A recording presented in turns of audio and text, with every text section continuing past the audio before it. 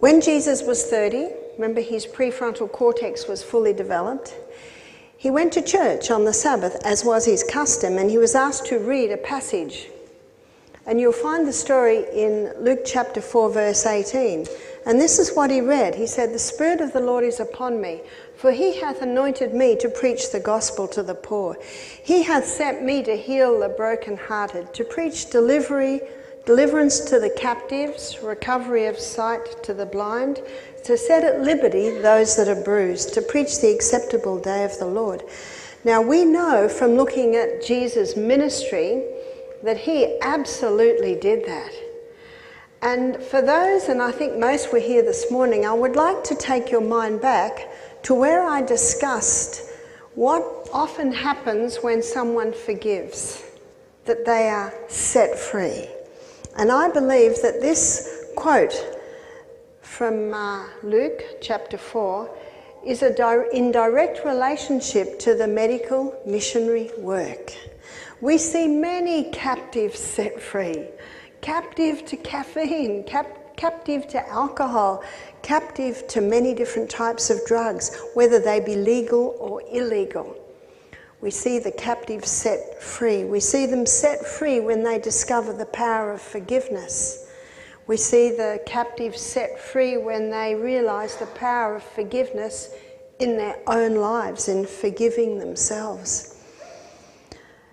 And it rings true very much to a passage that you'll find in Isaiah chapter 42, starting at verse 5, where the Bible says, "Thus saith God the Lord, he that created the heavens, that stretched them out, he that brought forth the earth and that which comes out of it, he that giveth breath to the people upon it, and spirit to them that dwell therein. I, the Lord, hath called thee in righteousness. I will hold thine hand, I will keep thee, I will give thee for a covenant of the people and a light of the Gentiles, to open the blind eyes." Here we are again. To open the blind eyes, to bring the prisoners out of the prison, and they that sit in darkness out of the prison house. For I am the Lord, that is my name, and my glory will I not give to another. Some of the poorest people that come to our health retreat are the wealthiest in worldly goods. And if you were to knock on their door, if you could even get to their door, the door would most likely be shut in your face. But they pay quite a large sum of money and they come into our health retreat. And I think it's a wonderful thing that God gave to us was this health message. And I think many of us are familiar where Ellen White says it's the right arm of the gospel. It is the opening wedge. And we find that it opens many hearts.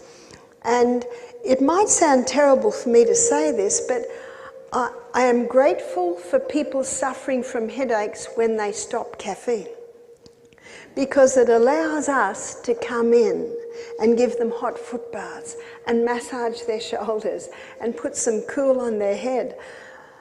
All our girls worked for us at one stage. My two eldest daughters were massage therapists and still are. My third daughter was in the kitchen as the cook. But my middle daughter Jessica was giving a hot foot bath to a lady one day who was suffering from caffeine withdrawals. And my daughter Jessica was massaging her shoulders, tending the hot water every now and then to keep the water hot, putting cool on her head. And she looked at the lady and the lady was crying. And Jessica said, "What's the matter?" And she said, "No one has ever touched me the way you are touching me." This lady was in her 50s. She said, "No one has ever tended me the way that you are tending me." She said, "I was put in a boarding school at the age of 13. She said, "I married at 21, but my husband is a hard man." No one had ever touched her like that. I think the medical missionary work is a way that God planned for people's hearts to be touched. And we see it also again in Isaiah 58. And Isaiah 58, Ellen White says it's God's love letter to humanity. And it starts like this. It says, "Cry aloud, spare not. Lift up thy voice like a trumpet. Show my people their transgression, the house of Jacob their sins." Do you know how we do that? We do it by showing them on the board what alcohol does, by showing them what caffeine does, by showing them what refined sugar does. That's how you can cry aloud and spare not. Say it like it is. Whereas if I go to someone and say, "You shouldn't be drinking that, you shouldn't be eating that, and if you do, blah, blah, they're gone." Is that right? But from the front, from the board, you can explain what these things do. Then it's objective. You are not criticising them, because remember, God's number one character trait is mercy. Merciful, gracious, long-suffering, abundant in goodness and truth, keeping mercy for thousands, forgiving iniquity, transgression and sin. That's why God wants to write his name in our foreheads. And every medical missionary should go into the medical missionary work with God's name written in their foreheads. Because remember, many are sick through ignorance. They do not realise. And remember that great deceiver who walks around seeing who can devour. So it's important when we read the Bible, and the Bible will show us, it sweeps the curtain aside and it shows us where the real battle lies. And it shows us how many are sick through ignorance. Many have been deceived into thinking a little coffee won't hurt. Deceived into thinking a little drugs won't hurt. Deceived into thinking I can go to bed at midnight, that really won't hurt me that much. It's a great deception. So let's go back to Isaiah 58. It says in verse 2, "Yet they seek me daily and delight to know my ways, as a nation that did righteousness and forsook not the ordinance of their God.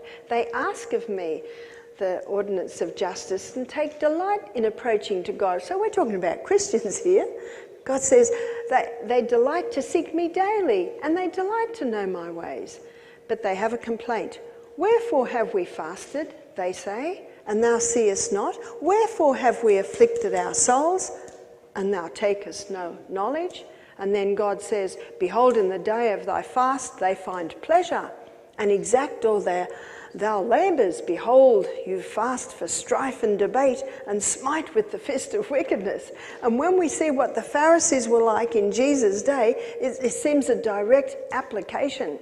People weren't allowed to go more than 2 steps on the Sabbath. They weren't allowed to lift up a chair on the Sabbath. They'd taken to extreme rules. Then God says, "Is this the fast that I have chosen, to bow down thine head as a bulrush, to spread sackcloth and ashes under thee? Wilt thou call this a fast, an acceptable day of the Lord?" And then look what God says, "Is not this the fast that I have chosen, to loose the bands of wickedness, to undo the heavy burdens, to let the oppressed go free, and that you break every yoke?" And we said that directly in the health retreat. In the health retreat, many people come to the retreat to get a better way of life. Some come to get help to coming off their medication. Some come to detoxify from alcohol, from drugs. They're the heavy burdens being undone. But not only do they detox from that, we show them a better way of life.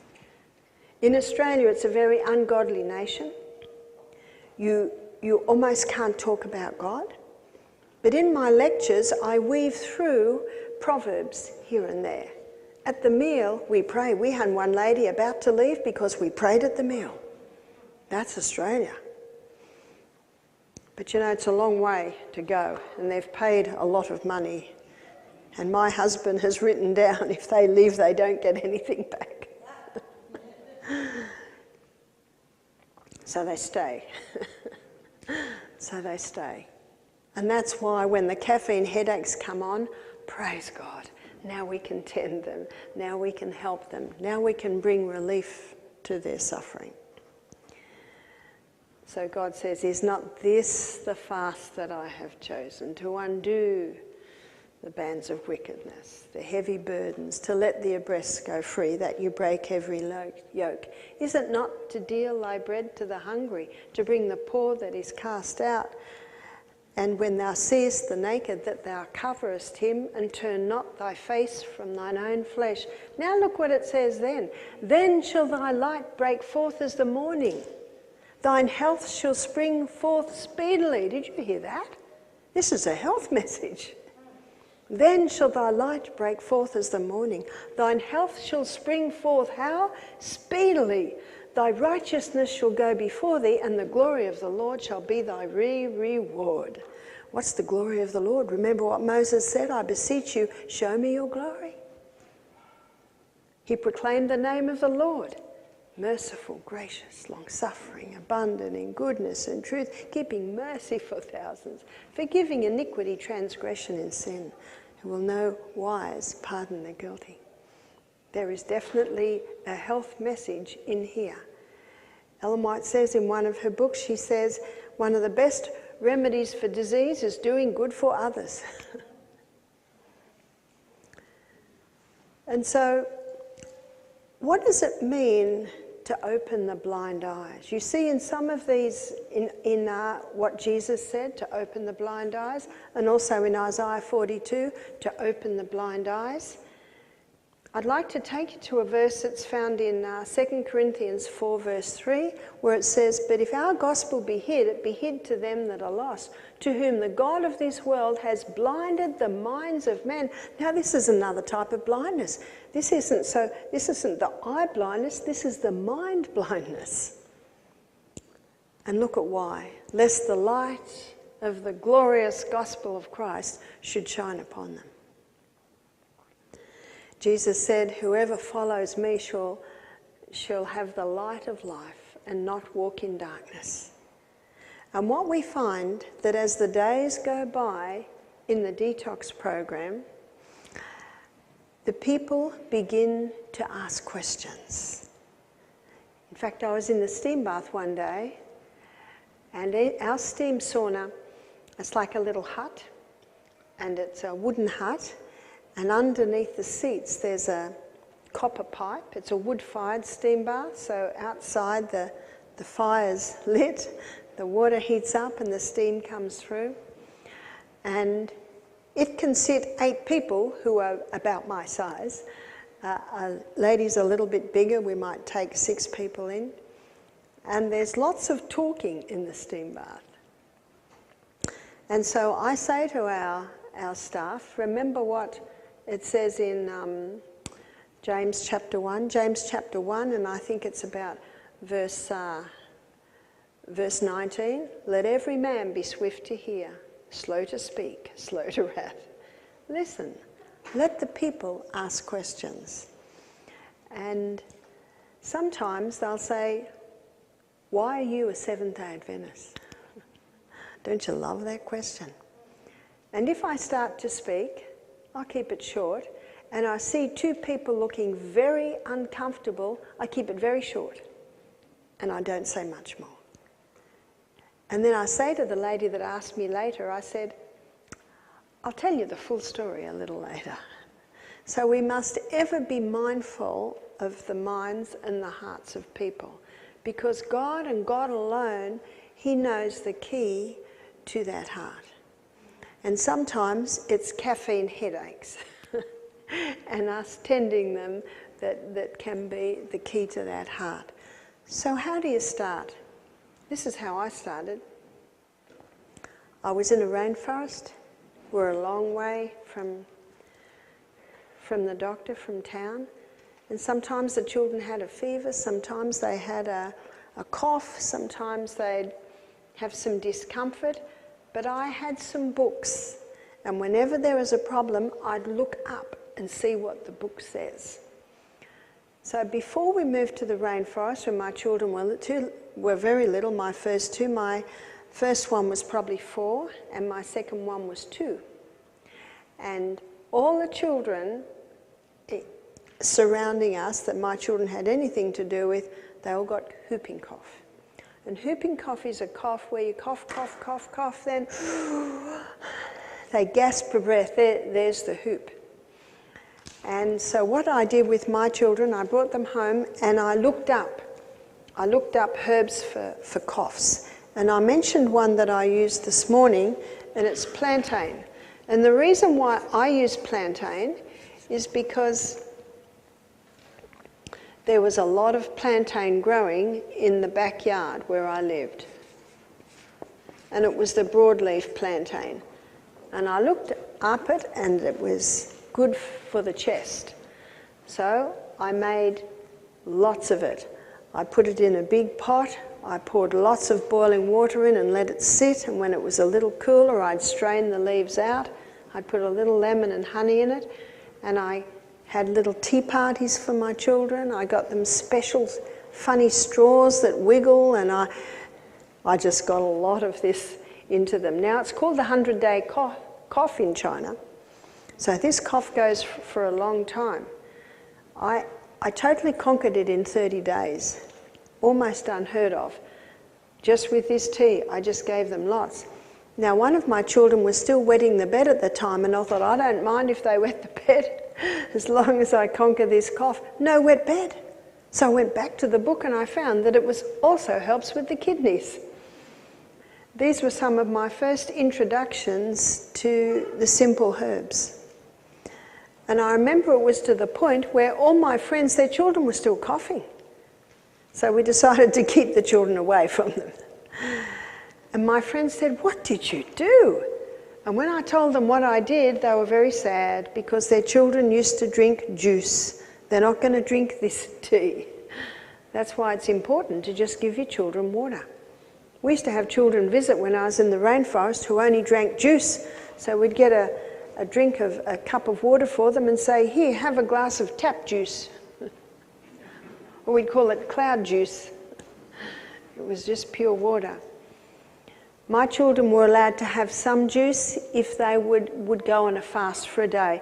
Often my children would choose to have a fast if they had a cold.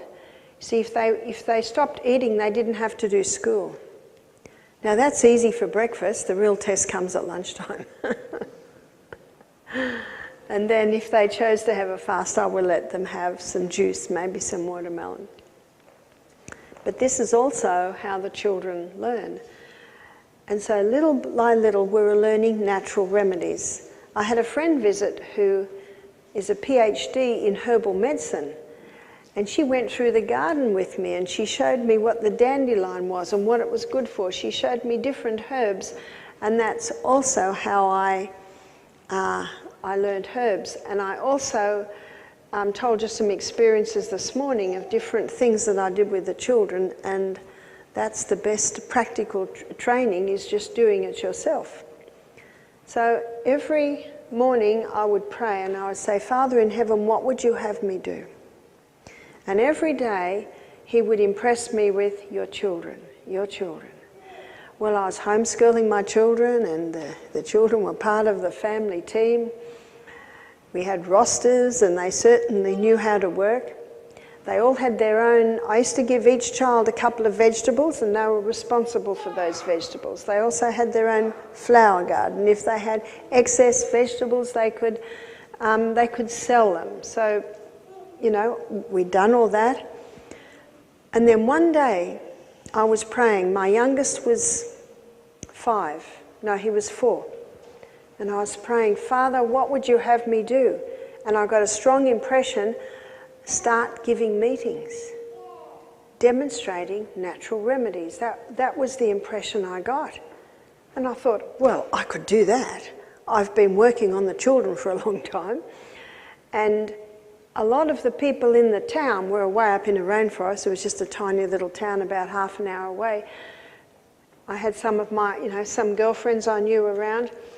They had started to ring me if their children had a problem. In fact, I found out later they gave me the nickname Earth Mother. They'd say, "Ring Earth Mother."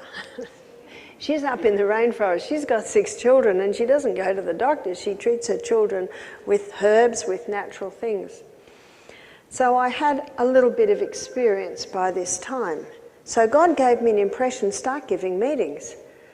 Now every morning I would go into the children after my prayer, and then I would have worship with them. We're reading through the Bible, and we're reading through some of Ellen White's writings, and I think it was Second Testimony. We were just up to a certain point, so we always had a couple of songs, then we prayed and read a bit from the Bible, and then I opened to where we were at, and I started the paragraph, and it said, "Let meetings be given to teach the people how to do natural remedies." I said to the children, God just told me this in prayer. And look what it says there. God speaks to us through our mind. He speaks to us through his word. It was Sabbath morning, and we went to church, and church was a whole hour away. And when I got to church, I said to the people in the church, it was a 40-member church in a little country town, I said, I've had this strong impression from God to give meetings. And we had a retired pastor there. He said, great, let's do them on Sabbath afternoon. We can get brochures made up. And I said, hang on a minute. I have to put some meetings together. I said, give me a couple of months. So I went home and I got my nurses anatomy and physiology book out. I had the book Ministry of Healing. And so what I did was I put together 6 meetings. The first two meetings were hydrotherapy, and I'd been doing these things on the children a long time, and what I thought I'd do is I'd have the children one by one up the front, and I would demonstrate the water treatments on them.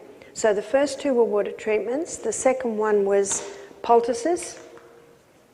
We looked at poultices, I think, Tuesday morning. And if you Google Barbara O'Neill poultices, there's a whole presentation, and I guess it's a lot more involved than my first poultice meeting. And then the third meeting was on herbs, and what I did was I potted dandelion, and then I potted false dandelion in a pot. I potted some plantain, so I potted all these herbs from the garden so that I could show the people what they look like and what they did.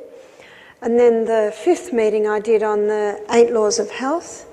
And then the last meeting, the 6th meeting, I just spoke on nutrition. And I talked to the church, and we arranged to have a meal. So the people could come a little bit earlier. The meetings were usually at 3. So if they came at 1 o'clock, we'd serve a meal, and then we'd go into the final meeting. So that's what we did. The church was very excited about it because they were wondering how to do outreach. They'd just done a series of cooking classes and no one had turned up. It was just a little tiny country town, a lot of dairy farmers there. And so we made up these little brochures and we put them around the town, and it was very, very exciting to start our first meeting. Now, a week before the meeting started, I got a cold and I lost my voice. It almost seems like I've lost it at the moment, but it's hanging in there. And I was coughing through church, I was coughing through Sabbath school, and everyone was turning around and looking at me because I'm starting my health meetings in the afternoon. But I just prayed, and I said to the people, please pray for me, please pray for me. And the people started coming. 10, 20, 30, 40 people from the town came. That was huge in this little country town. And when I started to speak, my voice was a little rusty, and I began to be terrified because I'm not used to speaking in public. And then it went as clear as a bell. And for 1 hour, it was as clear as a bell. I just praised God, because when I'd finished, I started coughing again, and I could hardly speak. And I did a hot foot bath on my little 4-year-old William, and he just sat there smiling at everyone the whole time. And then I did hot and cold fermentations on another one of my children, and again, they were used to it. Now the next week was the second meeting, and we had trouble with that one too. It's as if the devil seemed to do everything to stop our meetings. Now, my first husband was not a Christian, and he used to go to the club on Friday night. And we got up Sabbath morning, and he hadn't come home yet. And my children said, "Mum, he's not home. What are we going to do?" And I said, "We're just going to pray that everything will be all right." So we had worship, and we thanked God. We had our breakfast. We had to leave at 8 to get in there at 9. At 7:45, he drove in. Oh, we were so relieved. And then we quickly packed our bags and we got into church. That was such a great blessing. And then the second one, we demonstrated a wet sheet pack. Tristan was talking about the wet sheet pack that he did. And my son Peter is the boy that had asthma. He was used to me doing so many things to him, I could do anything to Peter. And he'd even go on a wet sheet. Anyway, he let me wrap him up. He'd be going like this, but then he'd relax when the blanket went on, and everyone's looking at this boy being wrapped in a wet sheet. And I put my hand down the sheet and I said, "Usually within 10 minutes you can feel the sheets warming up." And he started to giggle because I must have tickled him. And here's this little boy wrapped up tight like a mummy, giggling away. And I found it very much softened the people's hearts. And then my little boy, William, I had a heating compress on him because he'd had a cold. Now what you do with a heating compress, you have a big cotton bandage that you've made out of a cotton sheet, and you wet it and you wrap it around their chest and around their neck, and then you cover that with wool and then a bit of cling wrap around that, and then put their tops on. And I always put like a well-fitting skivvy, we'd call it, a turtleneck, not sure what they call it here, and then a woolen jumper. Anyway, I remember saying, "Now it's time to change William's heating compress. Come on, William." William came running up, and there was a table there, and I sat him on the table, and I unpinned, because you'd pin it in a few places, and I said, "See, it's totally dry. I put it on this morning, but it can really help when a child has a congested chest." And I'm taking it off, and I heard people laughing, and I thought, what are they laughing at? And I looked at Will, and William's going like this to all the people, and they laughed. And that also seemed to break the ice. And then I got the wet cloth, wrung it out, and it is, again, very uncomfortable. And I just wrapped it on him, and he just smiled the whole time. And then I put the wool on, and then I put the glad wrap and put his top on and put the woolen jumper on, or you call it a woolen sweater. And he had a little bib and brace overalls, and I buttoned that up and it holds it tight. And then off he went to play. So it was an illustration of what you can do for your children. And we found that the people were very, very much warming to the meetings. Now, let me see, every week something happened. So the next week it had been raining a lot. And when it rains, I have to show you what it was like getting out of our property. There's the creek, and our house is way back here, so it's a drive all around like that. You come to the creek, then there's a steep hill. Maybe it's not that steep. Then there's a steep hill, more like that, and then there's the main road. But the main road was such a dirt road, and that was, I'm not sure what it is in mile, but it was 0.8 of a kilometre. Maybe a mathematician but it can tell us, but it was quite a long road. So we'd stop here and we'd pray, especially when it had been raining, because it'd get slippery, and I had a transit van. So we'd pray, and then the children would sing the hymn, Sound the Battle Cry. Do you know Sound the Battle Cry? We'd sing it at the top of our voice, but I had to flatten it. I've heard Shiloh say, put the pedal to the metal. I had to put my foot down and get speed up, and I had to go very fast through the creek to get a run up to the other side. Most of the time I'd get up, but this day we got up to here. And it would not go any further. The wheels were really slipping. Now when I went through the creek, I lost my brakes. So what I had to do was I had to put it in gear and turn the engine off, and the gear would hold it. Because remember, I've got no brakes. And I said to James, quick James, run out and put rocks behind the wheels. So there we're stuck on the hill. And I have done it before, but it's very difficult to do, to go backwards down this slippery hill. You just put your foot on the clutch and it starts to go, then you take your foot off the clutch, then put your foot on the clutch and it goes a bit more, then take your foot off the clutch. Oh, it's really hair-raising.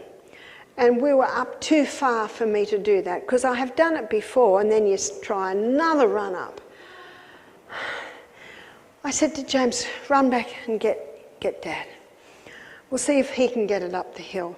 So James ran along, jumped through the rocks, through the creek, ran all the way, and got his father, who was not happy, because, he'd got home very late from the pub.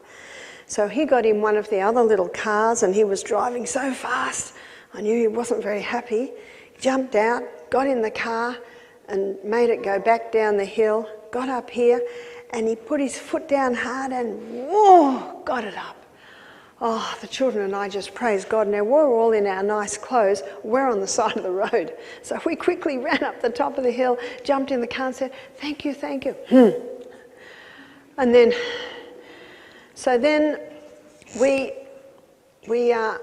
got this long road all the way to town. It's a long way. It's an hour into town. But it used to be a bullock road, so there's no steeps and there's no downs. It's fairly steady. And it had been raining a lot, so it was a little bit slippery. And I had learnt that you don't put your foot down hard and you don't brake hard. You just keep it in about a second, maybe third gear, and you just go along at a steady rate, and you won't get bogged in all of the dirt. Now, just as we're about to go, a Jeep goes past. Now, you never see another car on that road because it's way out in the bush. And we thought, that's unusual. So anyway, we're going along and we're about 3/4 of the way along the road. We turn a corner and there's a huge log across the road. And the man in the Jeep, he's got a rope on it because he's got a Jeep, and he pulls the log off the road. So we are just praising God for that. And then I saw him talk to the lady in the car. She was in a Subaru. Do you know Subarus? They're sort of four-wheel drives. His was four-wheel drive. And he's looking at that lady, pointing to me, going like this. And then they both walked up to me. And he said, this lady wants to know if she can get through. And I said, she possibly can because she's got four-wheel drive, because we don't know how you're getting through. Because I didn't have a four-wheel drive. Praise be to God, what he does. Anyway, it doesn't end there. So we get back into town, there's the church. So we finally get into town, and it's about tar from here, maybe that's a 15-minute drive. And we're going along, and just as we're coming to the corner, a car comes along, and I put my foot on the brakes quickly, and there's no brakes. So the car goes straight across the road and just misses that other car. Oh. There'd been so much happening, and it was so quick I didn't have time to go down on the gears like I usually do, because we lose the brakes when we go through the creek. And the brakes aren't great anyway. So God helped us in so many ways. This was just one of the days of those meetings. So we finally get into church and we smile and we said, it's been a bit of a hairy drive this morning. So we sat down. And the children went to Sabbath school, and apparently James was telling everybody about everything that happened to us that morning. And when church started, the lady got up the front and she said, I think Barbara's got a few stories to tell us about her trip to church today. James had told them all about our hair-raising trip to church. That was the second week.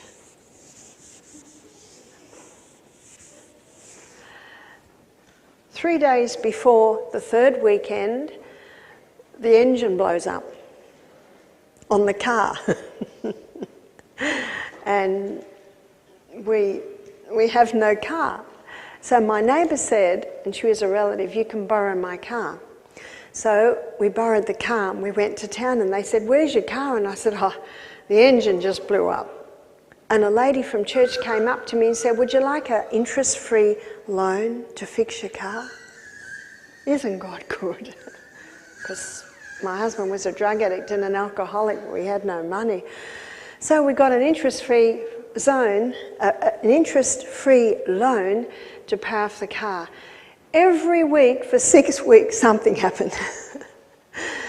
And we're reading in, it's Psalm 34, and it's verse 19. Many are the afflictions of the righteous, but the Lord delivers him out of them all.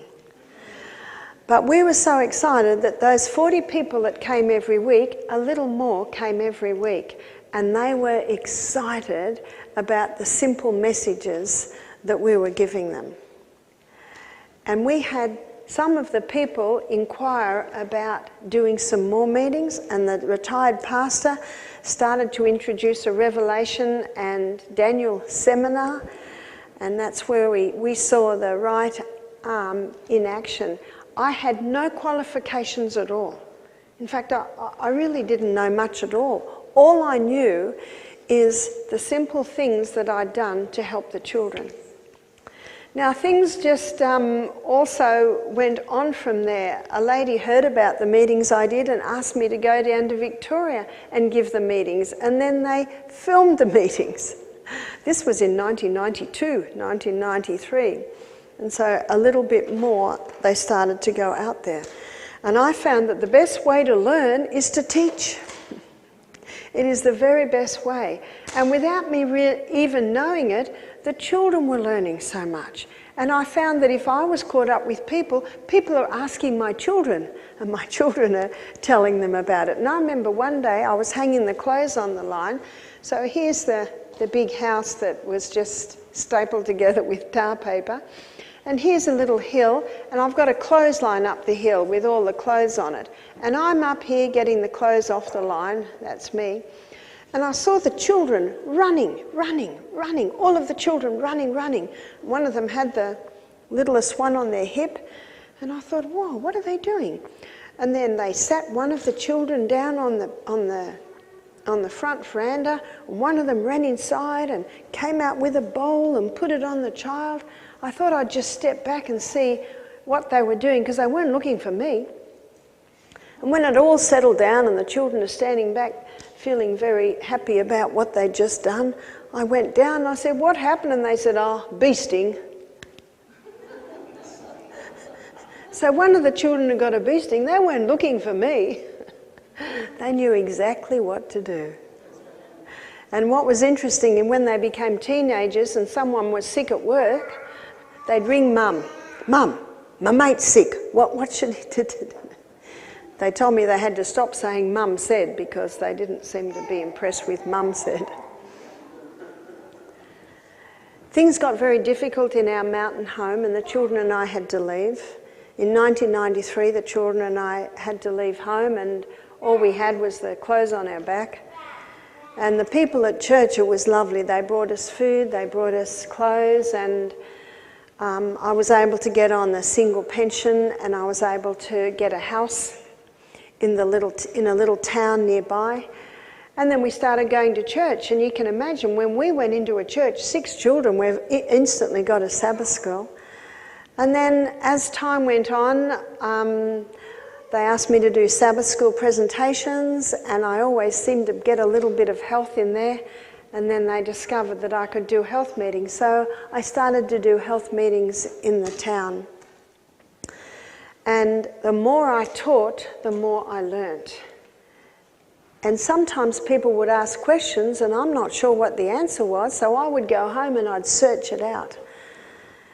And then in 1996, 6, the children and I moved up to Living Valley Springs in Queensland because my eldest daughter was a massage therapist there, and my next daughter was training to be a massage therapist.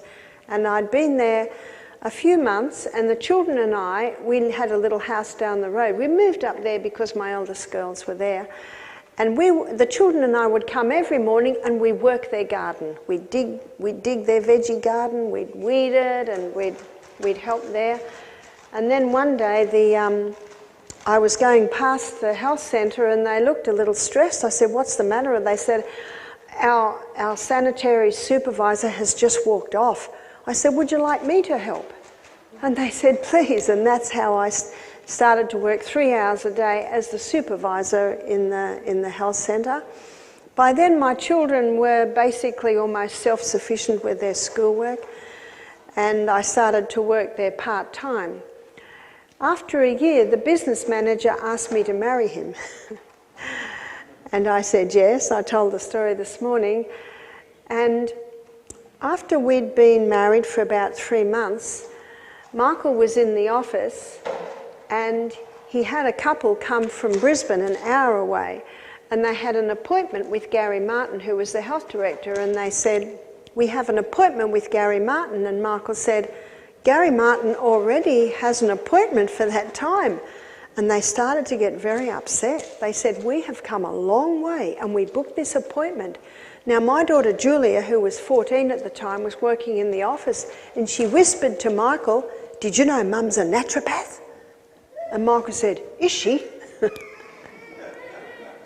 So Michael said to the couple, "I think I've got someone who can help you." So he rang me up and he said, "Barbara, we've got this couple, they're double booked. Can you come down and talk to them?" Now I immediately thought, no, I can't. But you know, all God's biddings are his enablings. And my heart felt compassion for this couple who'd come so far. I said, "Okay," because I didn't really consider myself a naturopath. I just considered that I helped mothers and other people, gave them a little bit of advice. And so I came down, I put a nice outfit on, I sat in the office, and I didn't really know what to do, but you know what I did? I knew the 8 laws. And this lady had a tumour. She'd tried the medical way, and you know, the side effects were terrible. So I just went through all the laws with her. I went through every law. I looked at does she need to, what's her sleep like? So I assessed every one. I talked about exercise, specifically the exercise she could do considering she had a tumour. I talked about the sort of food that would help. I didn't know near what I know now. I talked to her about drinking more water. I talked to her about having faith in God and his natural remedies. And then I talked to her about castor oil compresses. I said, "You can apply these castor oil compresses overnight, every night." And I said, "Don't forget, find a place where you can put your breast in the sun." So I probably was with her for about an hour. Her and her husband took the history and made advice. And they said, thank you so much. And I smiled and went home and took my nice outfit off and put my Queen of the Household Duties outfit on and continued with everything that you do when you're well, we had 8 children at that point, but 3 of them were working, so we had 5 at home, homeschool. Michael came home that night and he said, "What did you say to those people?" And when he said that, I thought, oh dear, I've blown it, I've done something wrong. I really don't know much. That's what I thought. He said, "What did you say?" He said, "They are so happy. They paid the full amount for the consultation. They've booked into the health retreat in 2 weeks and they want you there." Wow, that amazed me. That totally amazed me. I was not expecting that at all because I really didn't think I did anything. So if you don't think you know very much, you probably know more than you think. I think I must have known more than I think. But if I compare what I knew then to what I know now, I know hundreds times more now than I knew then. And yet what I did, I worked with what I had. After a year, Michael wanted to start his own health retreat. We were offered, because people saw what Michael did. He is very good at starting health retreats. People say, Barbara, can you tell us how to start a health retreat? I said, I don't know much. My husband, he knows the health side of it. So we went down there, and I think I mentioned this morning. Our 3 boys were the gardeners. My daughter Jessica, she was trained in massage. She was our massage therapist. Julia was 15. She was our cook. And Michael's daughter Michaela, I think she was 12. She was a very good typist. So she was the secretary. And that's where I said to him, who will be the health director? He said, you. And I said, no, I'm just a mother. And I help other mothers. He said, no, you'll be good. And he walked out of the room. Because I'm naturally very shy. And anyway, there it was. So I thought, well, okay, I know that all God's biddings are his enablings. What God asks you to do, he'll empower you to do it. But I felt very inadequate. But when we work for God, we work for the greatest physician the world has ever known. And Psalm 32 verse 8 is a psalm that I held on to a lot. He said, I will instruct thee and teach thee in the way that thou shalt go. He said, I will guide you with mine eye. How can we get better help than that? Well, the good news is the first health program was 1 guess. Whew, I could handle that. And the next program was, I think, 2 guests. And I think the next program we got 3 or 4, so little by little. But even when we had 3 or 4 guests on the first evening, so the guests would come in through the day, I'd do 1-to-1, and I would do a consultation, and I would just compare their life with the 8 laws of health. And often I would see where something maybe has gone wrong here or there. We would do 2 days on juices. We did the same program that was at Living Valley Springs. It worked so well. 2 days on juices, and then the rest of the days, breakfast and lunch. We had a little steam sauna that we used. Sometimes we'd do massage. So we had the program very, very simple. And if I wasn't sure what to do, I would just go to the books and I'd see the herbs for that. And we might put that person on a herb tea for that. And poultices, we'd just keep it. It was very, very simple. Do you know that's all it has to be? It's very, very simple. But in the evening, so the guests would come in, I could handle 1-to-1. And they'd have a lunch, and then in the afternoon they'd have their steam, and then in the evening there would be an induction lecture. But I was so shy that Michael would start talking, and I'd be next to him, and he'd talk a little bit about how our retreat started, and about the children and their skills. And then he'd start asking me questions, and he'd get me talking, and when he got me talking, he'd leave. He says that's how little by little he got me into the work. It was probably within about 3 or 4 years we had a full house. By then we had more staff. We ended up having 3 massage therapists, a laundry lady, a cook, and a kitchen hand. We had a gardener. So we had a male massage therapist, so we had a lot more people, and little by little, God certainly blessed. And we would start on Sunday, 2 days juicing, Monday, Tuesday, and then Wednesday, Thursday, Friday.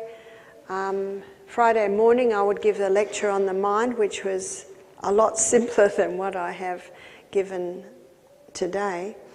And then the guests would go home Friday afternoon, and then we'd start another program on the Sunday. And we'd do 2 weeks like that, then we'd have a whole week off, and then we'd do that again. Marcus said, Barbara, I need you to be qualified. I want you to get qualified, because he said we can't get practitioner-only brands. And so then I did a correspondence course, which was a nutrition course. And I just loved that course. I really thirsted for the knowledge, and I really liked the course because you did assignments. And so you'd gather all the information, and then you'd put it together, then you'd read it again, and you'd make some adjustments. So by the time you finished your assignment, you have learnt a lot. Summarising things is a great way to learn. So I certainly learnt a lot during the nutrition course. After 5 years, certain things happened which caused us to move to another area, which was Misty Mountain Health Retreat up in the hills. Now, I'll just give you a little geography lesson here. Here is the east coast of Australia. The west coast of Australia we almost see as another country. I've only been over there once in my life. It's almost quicker to go to Fiji than it is to go way over the other side of Australia. So here is Victoria, and here is New South Wales, and this is Queensland. So Sydney is here, and Brisbane is here, and we're exactly halfway. Now, just inside the coast of the east coast of Australia, there's the Great Dividing Range. You might have heard of the Great Dividing Range, because right in the middle of Australia, it's all desert. So you've certainly got the tropics here, because remember the equator's up here. It's cold down here. I've got 2 daughters that live in the little island of Tasmania, and sometimes it snows down there, so it's quite cold down there. Mount Kosciuszko is about there. You might have heard of Cooma, that's where the snowfields are, but there's really no snow anywhere else. And up here is Darwin. You may have heard of Darwin. Darwin's about there. And they don't have winter, they just have wet and dry because it's so hot up there. So where we live, we have hot summers and we have cold winters. So we have frost on the ground in the winter, so sometimes it's, this is centigrade, a few below zero. And we're an hour and a half from the coast just up into the Great Dividing Range. If you Google Misty Mountain Health, you can look at photos of our little retreat where we have 450 acres. But when we first moved up, we moved up to another property that's way, way up in the hills. This is 1,200 acres, mostly bush, no electricity up there, and it was 2 hours from the town.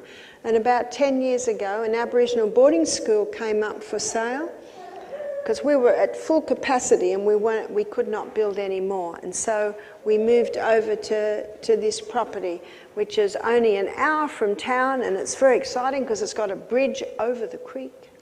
Don't have to drive through the creek anymore. And it has electricity, which makes life a little bit easier, but we have put a lot of solar panels on, so if the electricity goes down, we've got lots of solar.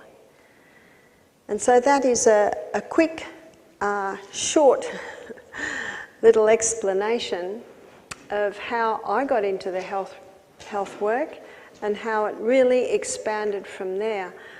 But what really changed things for us was about, we've been at our new Misty Mountain 10 years now, this one here. We're over there for 5 years. We're down in Melbourne for 5 years, where we first started. And every 3 years we would film my lectures, because I'm ever reading, ever learning. And so my lectures might have a similar format, but they're always changing. So every 3 years we refilm my lectures. And it was about 6 years ago, a man that's got a ministry down in Melbourne called Beyond Patmos, you might have heard it.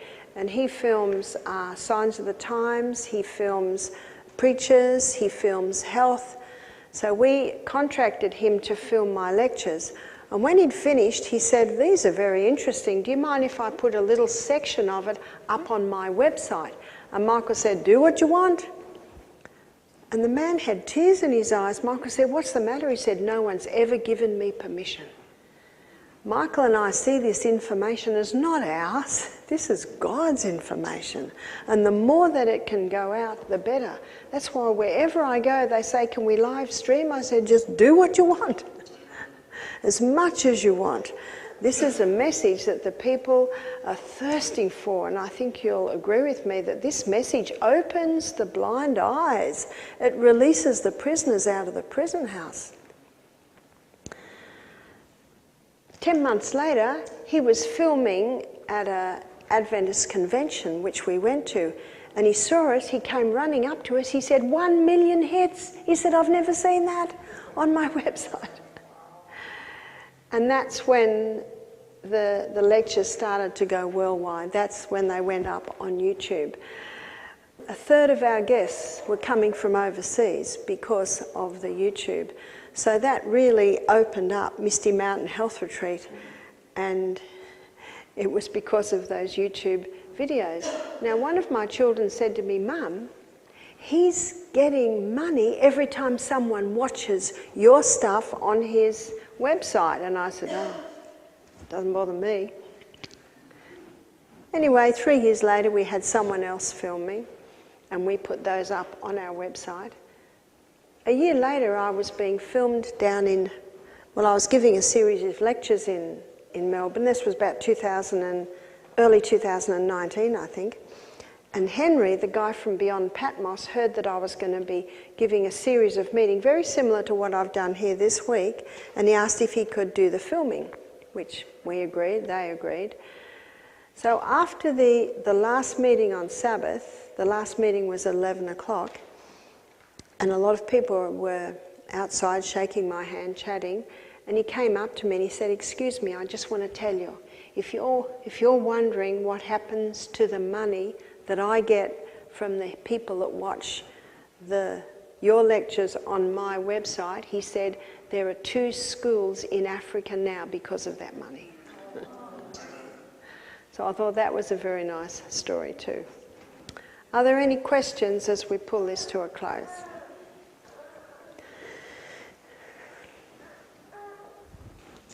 I have one online.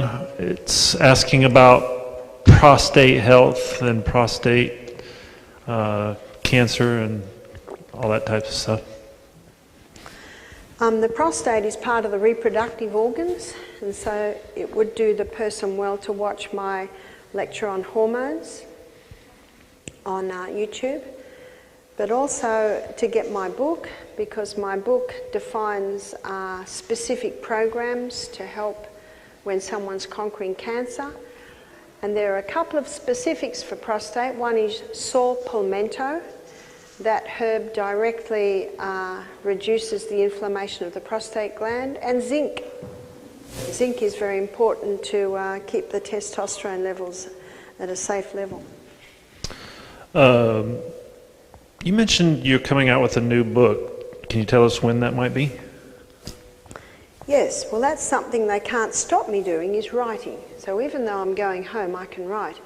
The book is basically finished. It's being edited at the moment, and it's a handbook on natural remedies.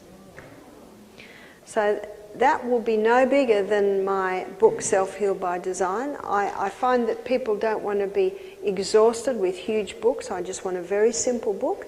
And one of the reasons I wrote it is, if someone says to me like that, prostate cancer, my mind goes this, this, this, this. And one day I thought, you know, it's not written down. So it's time for me to write it down. So what I've done with the new book, I've got a chapter on the head, and then I'll do everything to head. It might be sinus, it might be eyes, it might be hair. So it's like a handbook on natural remedies. We're hoping that it'll be printed early next year. Sounds good. I've got a friend that he had throat cancer, and they did a bunch of operations, but they also irradiated the whole area. So now they're trying to do something to help his jaw because it's falling apart. Can you recommend anything that they could give him to maybe start that healing? I know the radiation just destroys. Radiation does destroy. It's most unfortunate.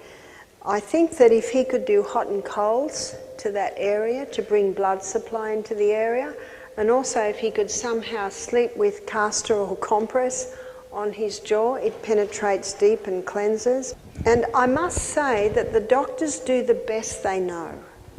I'm not critical of that. There are some very good doctors, but this is how they've been schooled, and they do the best they know. Online question says, would the ketogenic diet be beneficial for someone who's been diagnosed with Hashimoto's, severe adrenal inefficiency, and a large breast tumor the size of a tangerine? That's a mouthful. It is. It would be good if they watched the hormone lecture and began the hormone balancing cream. That helps with the adrenal glands, and it helps with the thyroid gland, and it helps with the breast tumor, and the castor oil compress would help with that. So that's a start. But the ketogenic diet would be beneficial. Plant-based ketogenic. The plant one. Plant-based ketogenic. Okay.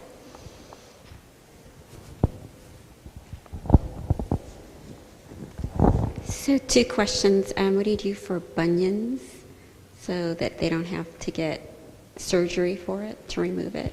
Okay, for a bunion, sometimes it's quite advanced and surgery can certainly help, but castor oil compress on that, and that must be every single night. And if the bunion's been there for a while, it could take quite a while, so you just never give up. But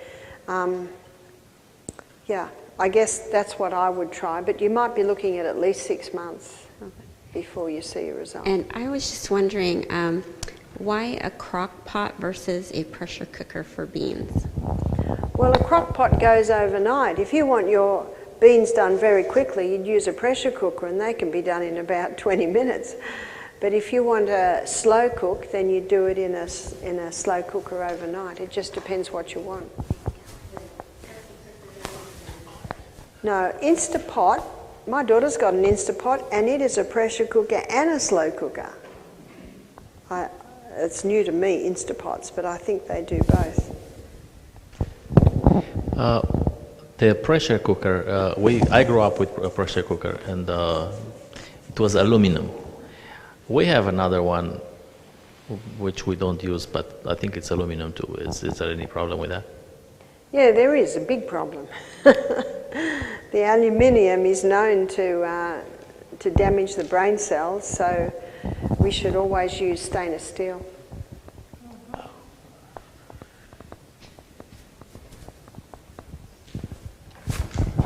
Yes, I wanted to know about if you have like sweaty feet or fungus on your feet or toes. Fungus on the feet and toes. My book, Self-Heal Design, shows how to get the fungus out of the body, because when it's on the toes, it's an illustration that it is in the body. But there is a use for vinegar, and that is after you shower to pour vinegar over that area. That can certainly kill it. And another thing you can do is soak your feet in sodium bicarbonate and water. The rule of thumb for the measurement is 1 teaspoon of sodium bicarbonate to 1 cup of water. So you might do a couple of litres or a couple of quarts, so that'd be about 8 teaspoons of sodium bicarbonate. So that can also help. Okay. Online question says, can you recommend relief from candida? Yes. There's a book out there called Self-Heal by Design, and that book shows how you can eliminate fungus or candida from the body.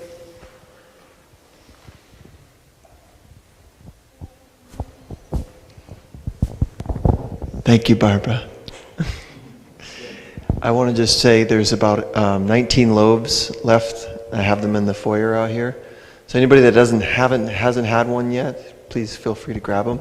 And if there's still some left over, you guys are welcome to take them all. Okay, there we are. The most magnificent bread in the world is for free out there. I was wondering if you can recommend anything for people that are exposed to mold, that lived in a house with mold, and is there anything to like rid their body of mold? What happens when a person's living with mold? They can get out of the house and there will be a little bit of improvement, but now they've got to get the mold out of their body, and that can take a little bit of time. One lady told me that she was able to detox and get it out of her body in a month, But then another lady, it took her 18 months. It all depends on how serious this is, how long it has been in there. And my book, Self-Heal by Design, it has the programs in there. There's stage 1 antifungal diet. Usually a person will go on that for a couple of months and then go over to the stage 2 antifungal diet. And in the stage 2 antifungal diet, it is not quite as strict. There's a little bit more leeway with the fruits, the low glycemic fruits, but it is very effective, and we've seen many people be able to eliminate yeast by doing that. My husband and I are planning to move to the Philippines by next year because it has been my desire to do the children's home ministry.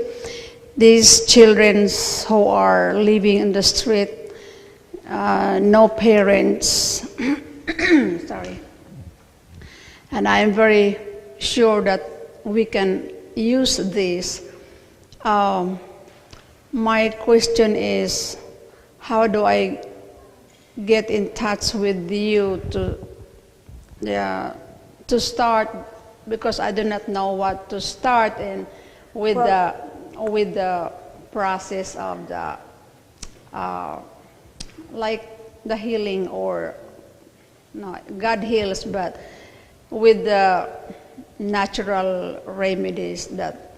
Well, I think it's a good idea to have a little bit of a kit, and that kit will have cayenne pepper in it, the kit will have charcoal in it, might have some slippery elm with it. You start real simple, and that's what you've got to remember. You just start simple.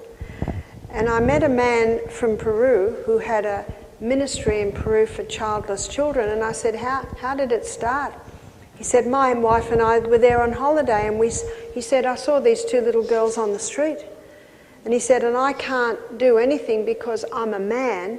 So he went to them and said, if you come here tomorrow, I'll get some shoes for you. So they were there the next day, and he brought his wife with him, and he found a family in the church. And what he did was he rented a house, and he set this couple in the house to look after these 2 little girls. And then he and his wife came back to the US, they finalised their affairs, and then they went back to Peru, and they bought a house there. That's how they started. And I thought, wow, I'm so impressed with that. Just a couple. And they ended up adopting those first 2 little girls, and he showed me a picture of them, and they've just gone through college. Very nice, but it's a lovely illustration. You just start where you are, and you keep it very, very simple. Amen. Another online question says, can you use castor oil pack for dull appendix pain that seems something, but is undiagnosed? With appendix, inflamed, I think it was inflamed. With an inflamed appendix, you've got to get the ice on there real quick. You've got to get ice on there to get that inflammation down. You do not apply heat to that. And a couple of enemas to free the colon can also bring relief. So an ice pack and enemas can do much. Amen. Can we say amen to Barbara? Do you want? This will be our last question.